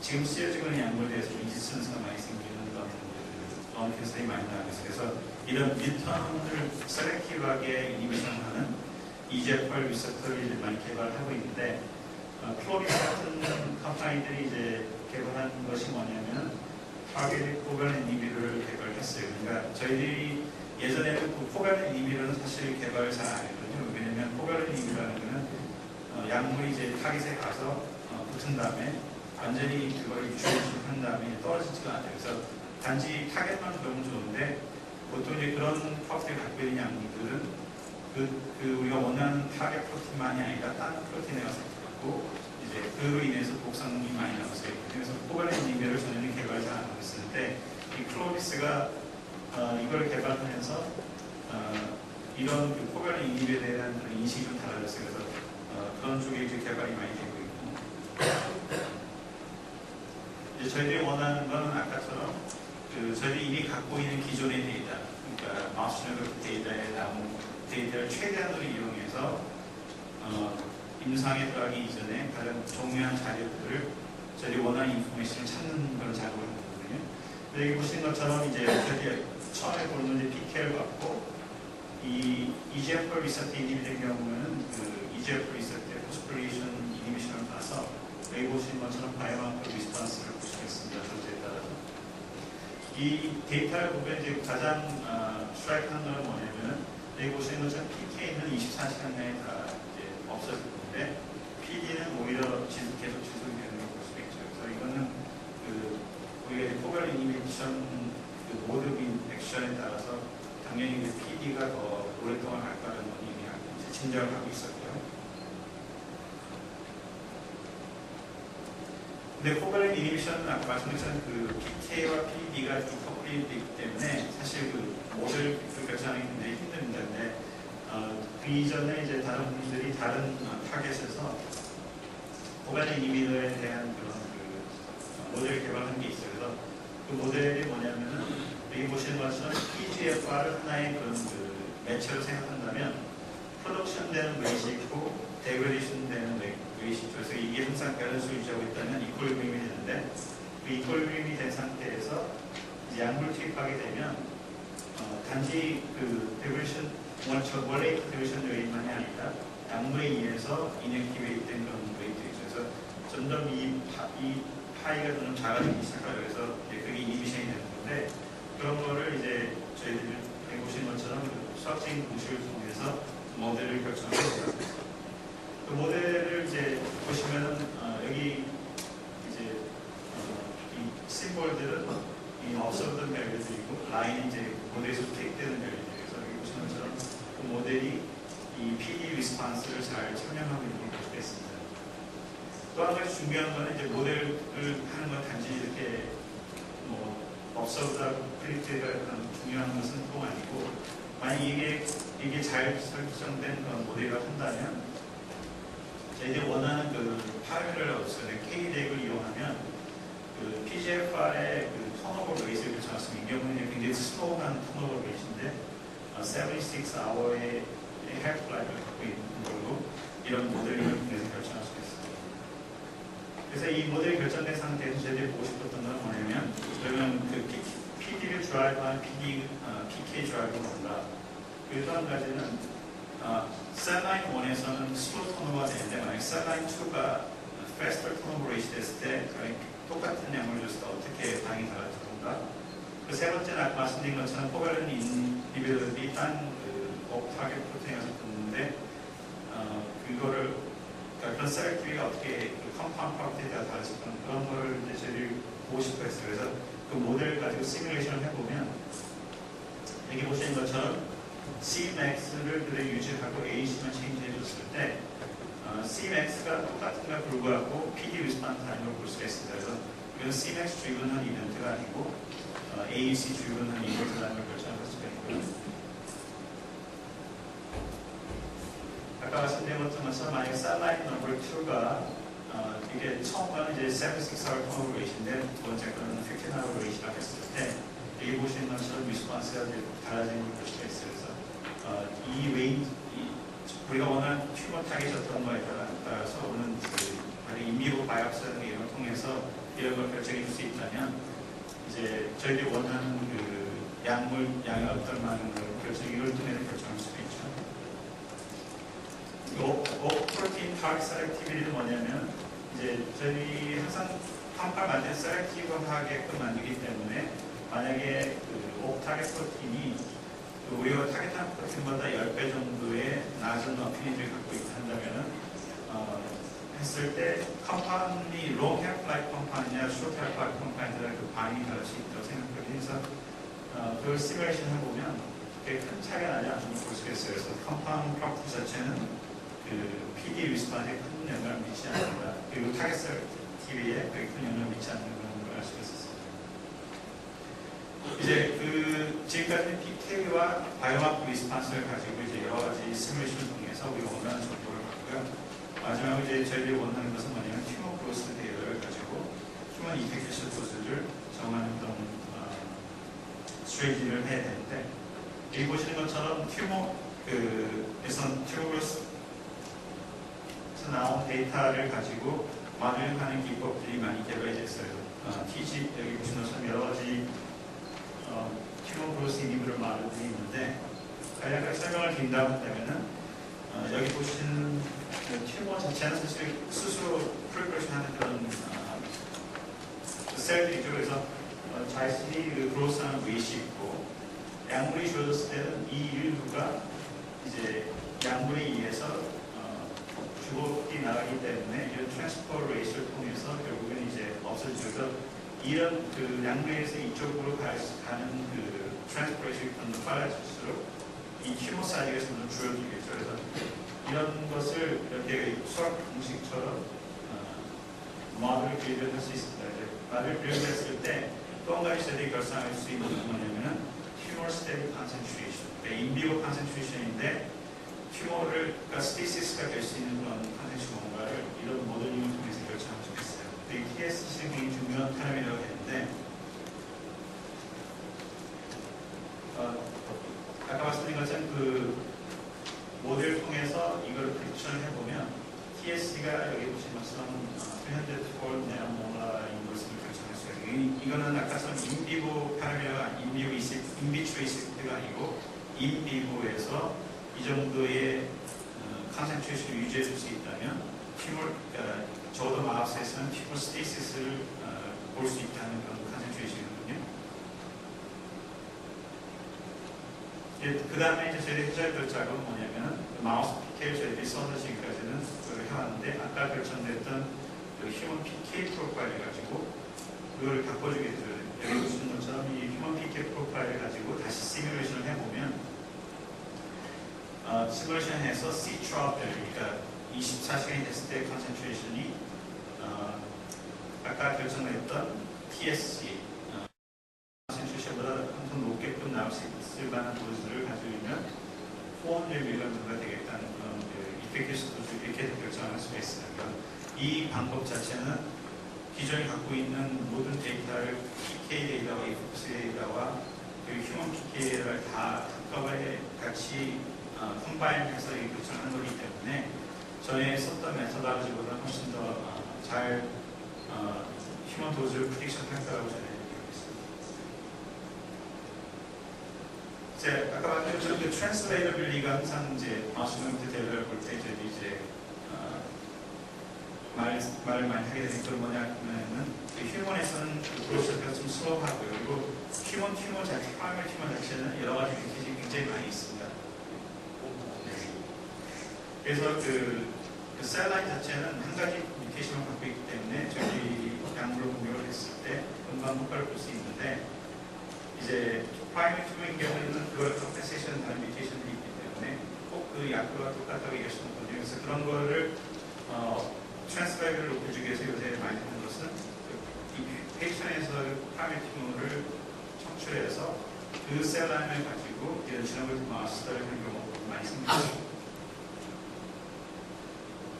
그래서 이제 그 단지 그 모델링을 그대로 적용하는 게 아니고 아까 말씀드린 것처럼 휴먼 스페시픽 팩트들을 다시 여기다가 그 프랙션 팩터 넣어줄 필요가 있습니다. 그래서 특히 중요한 것은 그 포스트베리는 EGFR 그 이니셜 컨센트레이션이 어떻게 되는지 그거에 따라서 반응이 많이 달라질 수가 있고요. 또 한 가지는 이제 그 그로스 레이트이 이제 말씀드린 것처럼 휴먼에서와 마우스에서 다르기 때문에 그 차이점을 다시 커렉션을 해주고 또 한 가지는 이제 이 마우스 이렇게 만들 저희들이 이제 셀 시링을 하잖아요.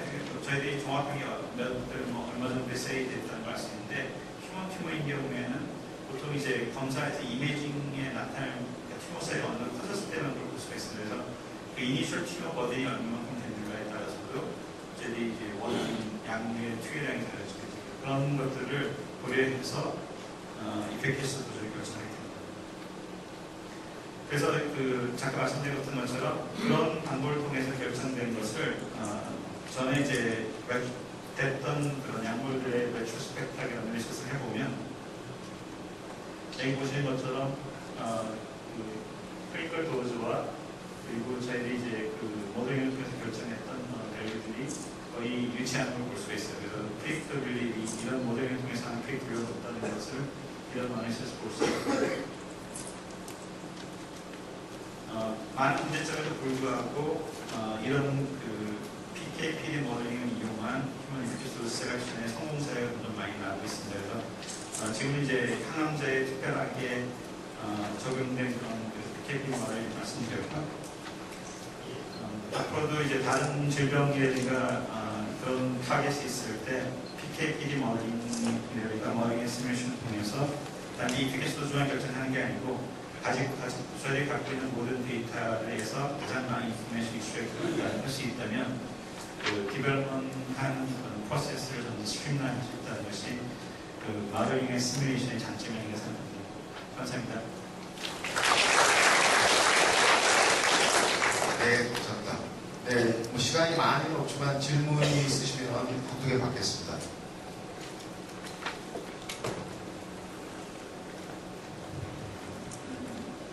네, 강의 잘 들었습니다. 그 마우스에서 제작된 모델을 통해서 이제 저희가 그 테라피릭 AUC를 결정을 하고 나면 그 마우스에서 그 테라피릭 AUC하고 지금 캔서 그렇게 먹어봤습니다. 그 다음에 휴먼에서 테라피릭 AUC가 비슷한 레벨로 나오기를 기대를 하는데요. 실제로 제가 몇 가지 케이스 스터디를 해보면 카페스타디 같은 경우에는 마우스의 테라피릭 AUC가 휴먼에 비해서 5배가 높습니다. 그 다음에 넥사와 한 수된 두 가지 보는데 둘 중에 한 쪽의 경우에는 휴먼 테라피릭 AUC가 마우스에 비해서 한 15배나 20배가 높습니다. 그러니까 콜레이션이 안 되는 그런 몇 가지 케이스를 좀 봤는데요. 그런 경우에는 어떤 것들이 그런 디퍼런스에 그 영향을 준다고 생각하십니까? 저는 이제 어차피 그 휴먼 PK 프리딕션 자체는 사실 그 용어에 나오면서 프리딕션이거든요. 그래서 프리딕션 자체가 항상 맞다고 저희들이 특히 휴먼 PK 파라미터를 특정해서 분리시켜 이런 걸 결정할 때 이 프리딕션 자체가 항상 맞다고 저희들이 얘기할 수는 없어요. 특히 동물 데이터 자체가 굉장히 스페이스마다 이렇게 굉장히 베리에블하다면 저희들이 이제 프리딕션을 하고 하스터 컨피던스가 별로 없죠. 그래서 그 휴먼 PK 자체가 프리딕션이 잘 안 됐을 때 그런 경우 이제 휴먼에 가서 이펙트스도 우리가 이제 어느 정도 프리딕션을 하지만 이런 방법을 통해서 PK 프리딕션 자체가 잘못되어 있으면 나중에 나오는 그 PD 리스폰스에 대한 휴먼 반응이 전혀 같지는 않죠. 그래서 PK 프리딕션 자체가 항상 정확한 건 아니에요.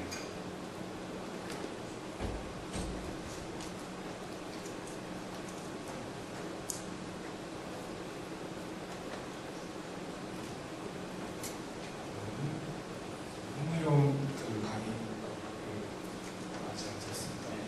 제가 최근에 개발되고 있는 항암제의 특성을 보면 PPD가 굉장히 있고요. 사실은 실험적으로 어마운트 약물을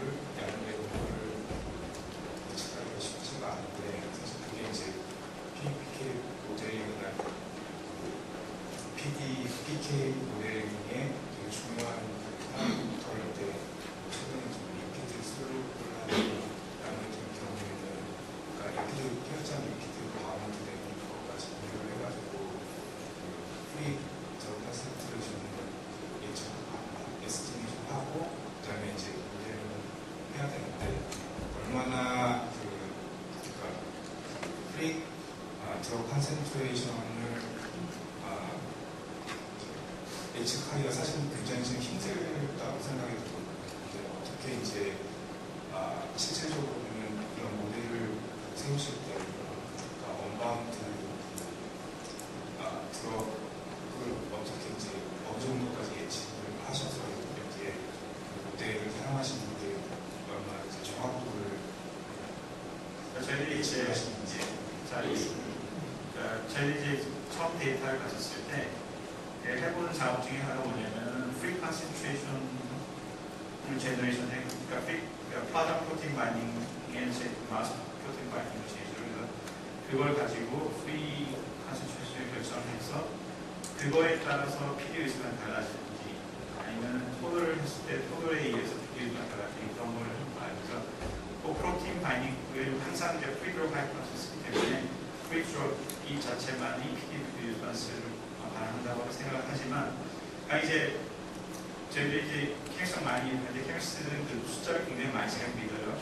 그러니까 만약에 프로틴 바인딩이 70%고 딴 거는 80%를 한다면 그걸 정확하게 적용하기 원해요. 하지만 프로틴 바인딩 자체가 70%는 그렇게 큰 차이는 아니거든요. 이제 프로틴 바인딩이 만약에 90%가 되기 시작하고 이제 그런 상황에서 미스트릭한 그런 프로틴 바인딩이 생기거나 이런 경우도 있었고 이제 그런 데서 이제 그런 차이가 날 수 있지만 그래서 이제 아까 말씀드린 것처럼 이제 그걸 해볼 수 있는 방법은 프리하고 이걸 어떻게 이제 저희들이 해보는 방법이 뭐냐면은 아까 말씀드린 인비추 20가 있잖아요. 그래서 그 이펙트에서 도를 봤을 때 그 프리가 그보다 민가 아니면 토들이민가 이렇게 봐요. 그러면 만약에 프리로 했을 때는 이펙트에서 도즈의 프리로 봤을 때 12시간밖에 유지 못해주고 나머지 12시간은 그 밑으로 편집된다는 반면에 토도로 했을 때는 그게 다 커버가 된다 했으면은 우리가 이제 그런 상태에서 이제 토를 자체 토를 판단 추천으로 PD를 들어가는 게 아닌가 이렇게 생각을 하거든요.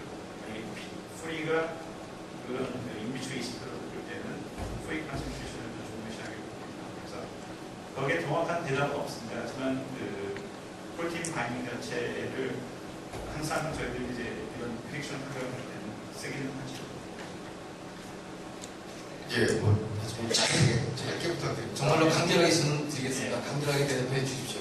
제가 BMS 있을 때 우리가 이제 마찬가지였는데 우리가 가능하면 이제 휴먼 도수를 가능하면 굉장히 정확하게 예측하려고 많은 노력을 합니다. 그죠?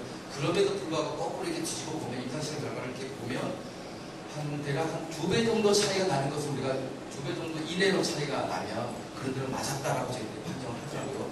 그걸 보면 그 통계를 보면 한 70% 정도가 2배 안으로 들어가서 우리는 잘했다라고 이제 칭찬한 적이 있었어요.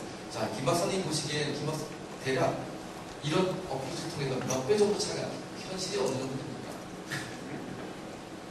그러니까 저희도 이제 가장 많은 양분을 대하는 아이기 때문에 퍼센테이지를 굉장히 힘들고 아까 말씀드린 것처럼 BMS에서 publish했던 데이터나 이런 걸 보면 그러니까 거기 있는 세즈 메서드는 사실 다 다양한 메서드를 쓰고 그 프리딕션 한 거거든요. 그럼에도 불구하고 이제 그 도즈만을 봤을 때 투폴드 내에 들어간다고 하면 그 프리딕션 자체는 그렇게 크게 틀리진 않죠. 근데 저희들도 이제 동물 데이터를 받아보면 항상 이렇게 아이디어한 데이터가 나오는 게 아니기 때문에 아까 말씀드린 것처럼 프리딕션하기 굉장히 힘들어요. 그래서 이런 저희도 이제 이걸 하면서 그 동물 데이터가 어떤가에 따라서 이런 프리딕션이 릴라이프할지 않을지를 프리딕션이 그렇게 이제 얘기를 하죠. 그래서 거기서 이제 그런 걸 보고 어느 정도의 버퍼를 조절할 때 버퍼를 해주죠.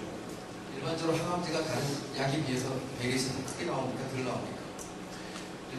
항암제의 경우는 지금까지 이제 사이토톡식 에이전 같은 경우는 MT도 그래서 이제 동물 실험이라는 걸 할 때도 TI가 크게 필요는 없었고요. 지금 이제 몰레큘러 타겟을 하기 때문에 타겟이 떨어져 있기 때문에 지금은 이제 그렇게 MT도 같은 걸 쓰지 않고 아까 말씀드린 이렇게 수도 이런 프리딕션을 하게 됩니다. 예, 감사합니다. 예, 수고하셨습니다.